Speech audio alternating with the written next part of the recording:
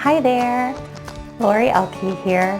So I had some questions about the types of acrylic paint that I recommend, or acrylic paint that I use.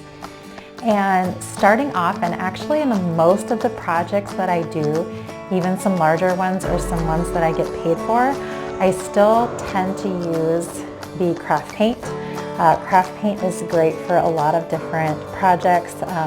I like it because usually it's thin enough that it spreads pretty well. Any of the canvases that you see right behind me, which were done for like canvas painting parties, were all done using craft paint just like this. It comes in different brands. This one I believe was from Walmart, but they have them at Hobby Lobby or Michael's, and so those are really nice to have. They also have the smaller tubes, but I do so much painting that I get the bigger ones. A step up from that would be tubes that look like this. This is the Michael's brand. It's from Artist Loft, and actually on it, it says academic level #1. So usually these are pretty good about showing if they're for students or if they're professional quality paints. And even as a professional artist, I still get by using these and do just fine. When I do larger projects, like I've painted an entire fence, or when I do large murals and things like that, I actually go to the hardware store and I get the sample size paints for exterior usually, because a lot of my murals have been outside.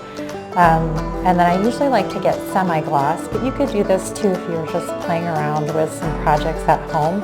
You can get the samples and they'll mix the colors for you, so it's nice because you can, if you have specific colors that you want, you can do that. And I've done this for like painting those garden posts for outside. I painted some butterflies for my fence that I'm going to hang up, so I did those with this type of paint. I did some really big projects for my church that are hanging up, and I used paint like this as well. Then if you want to get fancier and really serious into your acrylic painting, you can get professional quality paint. And this I've used when I'm doing a higher end painting commission for someone, something more realistic, something that I put a lot more time and energy into.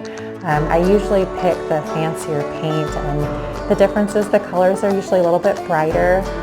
They have a little bit more like substance to them. They're not quite so runny. Although the nice part is I can use these paints, but then I can mix them with these and they work just fine. So let's say I have these two, but I need a pink, then I can use this for the pink. I've also mixed this kind of paint and any of these. So any of these you can mix and play around with, but if you're just starting out, this is definitely the cheapest option, and it's very convenient and easy to do. For my palette, I usually just use a paper plate. These work really nicely because acrylic paint, you can't really save. It dries really fast, so I've actually been known to pile lots and lots of paint on one plate. Like this plate some people would throw away, and I'll keep it and I'll use it over and over again.